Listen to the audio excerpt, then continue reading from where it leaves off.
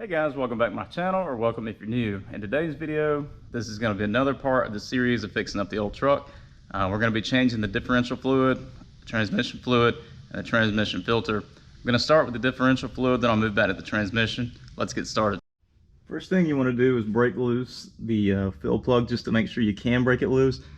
A lot of the times I've seen where you can get the rear pan off, and then you can't get the drain bolt off, so then you've just drained all your fluid out and you can't fill it back up and it's just a disaster. You just want to make sure that you can get this off first. So what I'm going to do is break this. I've already loosened it, obviously. I'm going to get this out, and then I'm going to use my Mighty Vac, which you've seen me use probably 10-15 times at this point, and suck out as much differential fluid as I can. That will prevent me making a big mess like I always do. It's always a good idea too to have cardboard or something underneath so you don't ruin your ground, your concrete floor, whatever it is you're working on. But I'll remove this drain plug, or the fill plug, sorry, there is no drain plug. I'll remove the fill plug and I'll get the Mighty Vac, suck out as much as I can, and then we'll take the rear cover off and see how filthy this thing is. I bet it's filthy. This is metal shavings. Ew. Gross. I bet this thing is nasty inside. Got my Mighty Vac in. Got the hose pushed down as far as I can get it in there. I'll turn the air on and you guys can see the nasty stuff come out.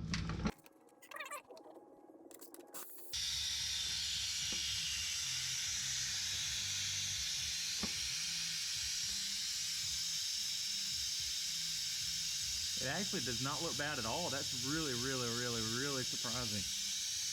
I figured this stuff was going to be like solid black and smell awful. This must have been recently done. While the Mighty Vac was sucking the fluid out, I went ahead and took off all the bolts. It's just kind of like a little tip I was going to tell you about. Leave the top bolt in. That one right there. Hopefully you can see it. What I did was just remove all those. And normally when people work on this, they use RTV. I think Ford uses RTV. From the factory now, but I use gaskets whenever I do this. I'll just clean all the RTV off and put a gasket back on there because it's just a lot cleaner the next time you have to do maintenance. You can just take the gasket off, get a new gasket instead of having to deal with scraping RTV for 30 minutes. But I just left the top bolt on, and I got just a flathead screwdriver. Shouldn't be that difficult to stick it in one of these little areas right here and just pop the thing open. You can see not much fluid came out. This must have been recently done. Because the fluid was very clean. Not sure why all that metal shards were on there unless they didn't clean the fill plug. You guys saw how dirty that was. I'm kind of anxious to see how filthy the walls of this are and how filthy the walls of that are. They might not be, I might be surprised, but we will find out together.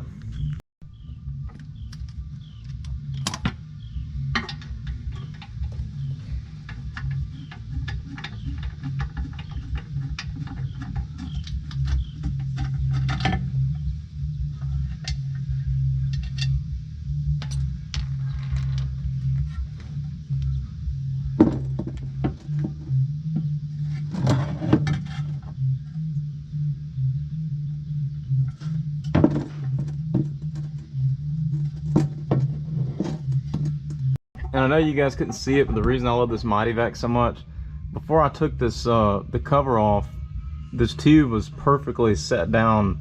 I can't bend it back like that again, but it was perfectly set down in the bottom of this, so it was going to get all the fluid out if I'd have waited another probably 5 minutes or so. It took about 10 minutes to get this fluid out because differential fluid is very thick, and I used the smallest tube that I had so that I could fit it in between all this junk. I'll go ahead and remove this. I'll get all this cleaned up, and we'll go out and get the cover cleaned up. I'm thinking that thing's supposed to be like a shiny metallic color, not black, so it is kind of dirty, but it's not as dirty as I thought it was going to be. So we got the differential good and clean, the mating area anyways. What I used, you can use like a Brillo pad, or what do they call them, scouring pads.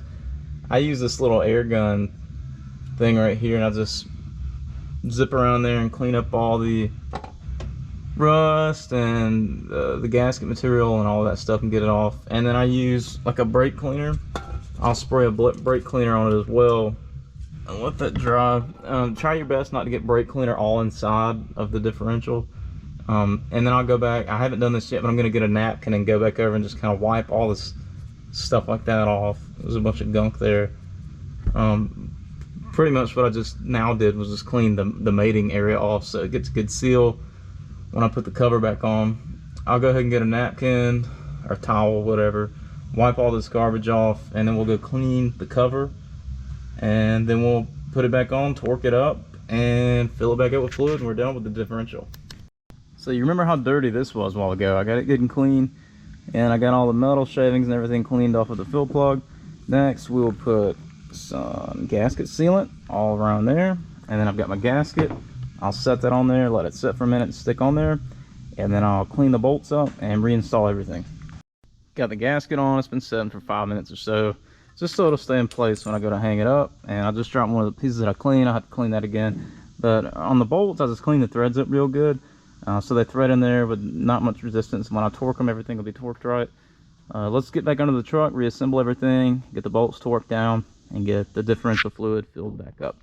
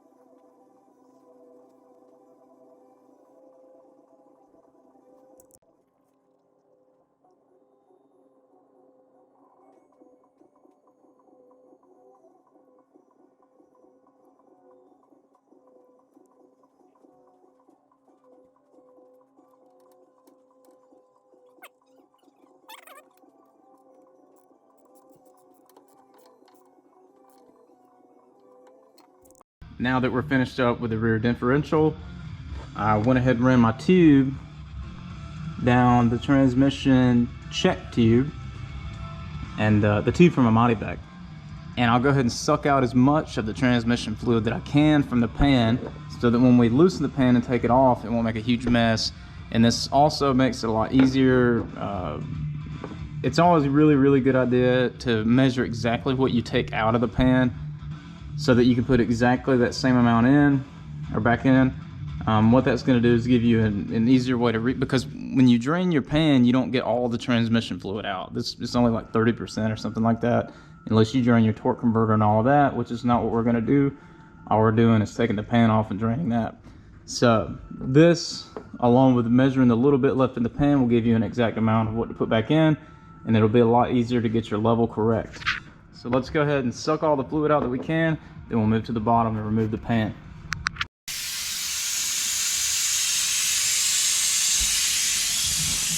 I ended up having to get a longer hose so I could set this thing down on the ground.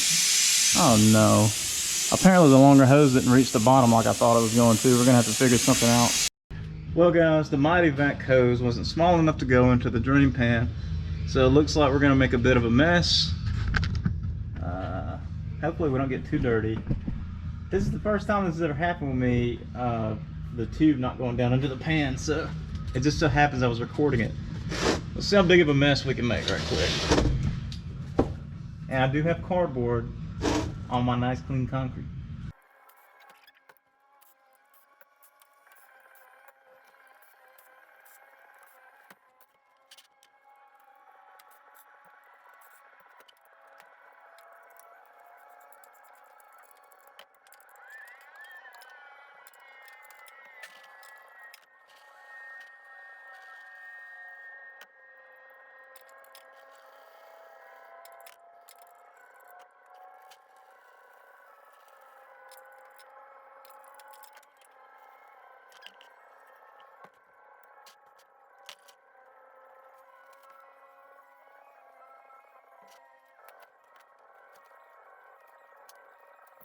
Well guys, I managed not to get dirty until I took the filter out, and then it splashed all over me. So be wary of the filter. Now we're gonna get this magnet. There's a magnet right here. You can see the junk on it. Get this pan cleaned off real good, and I'll run this brush over the outer edges and get everything good and clean. Then we'll pop the filter back in, fill it up with fluid. Well, first we gotta measure the fluid, but then we'll fill it up with it. Let's go. Got that good and clean. Remove the magnet, cleaned it up real good. Don't forget to put it back because you need it in there, and you don't want to see it after you put everything back together and filled your transmission back up with fluid. That would not be good. But I got all the area cleaned up around where the seal goes. This is a reusable gasket, so I didn't notice it cracked or anything, so I'm going to reuse it. I got a new filter. I'm going to put the new filter on, put this pan on, bolt it on, torque it up, and then we'll measure our fluid and put fluid back in.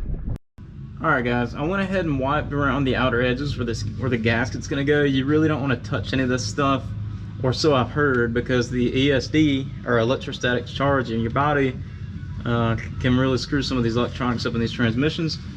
The filter goes right there. I'm going to try to press that up in there if I can first. Hopefully it will stay. If it will, I'll then make sure the gasket's lined up, and then I'll put the pan on and bolt it in a couple spots just to hold it in place, get everything kind of snug enough that I can still move the pan around. And once I do that, I'll get everything tight. Not tight, just hand tight. And then I'll torque everything down to the spec. I can't remember. I think I set the torque wrench to 130 inch-pounds. It's going to vary for you, so don't pay attention to that number. Another thing, you want to get transmission fluid and put it around this right here just so it gets a good seal.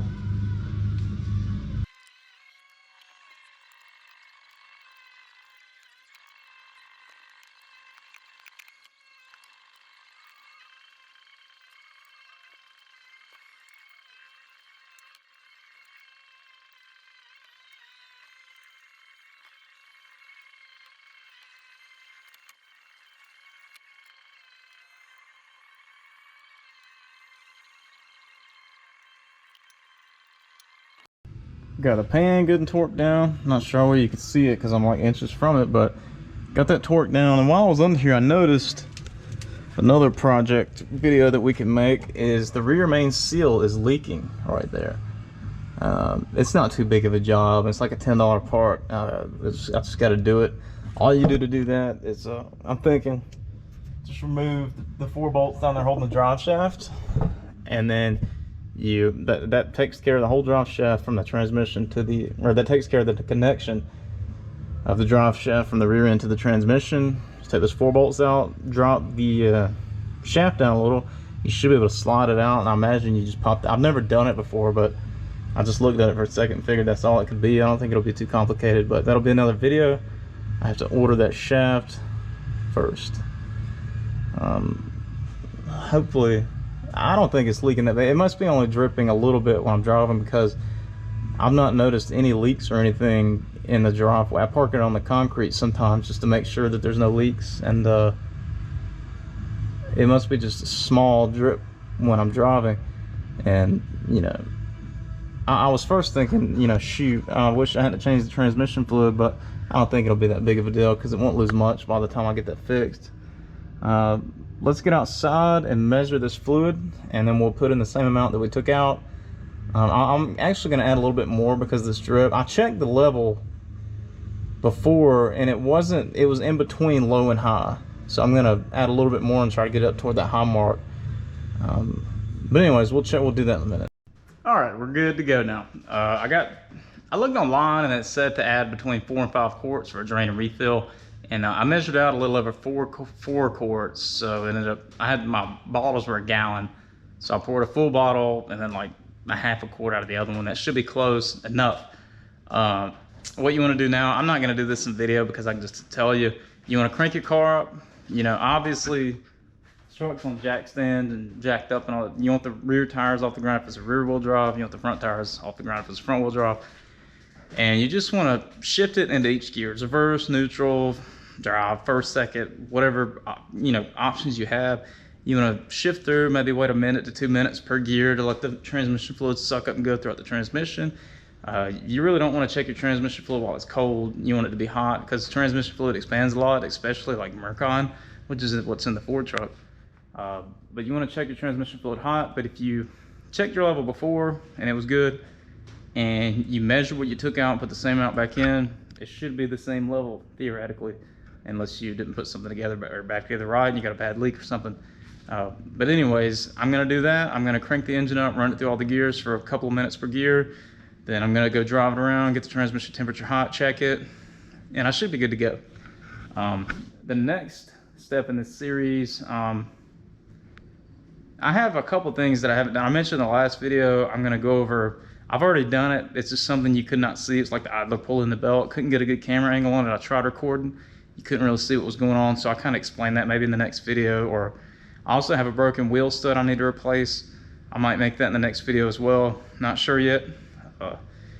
Hope you guys got something out of this. Hope I was able to help you out in some way. Like, subscribe, comment. I'll see you guys in the next one.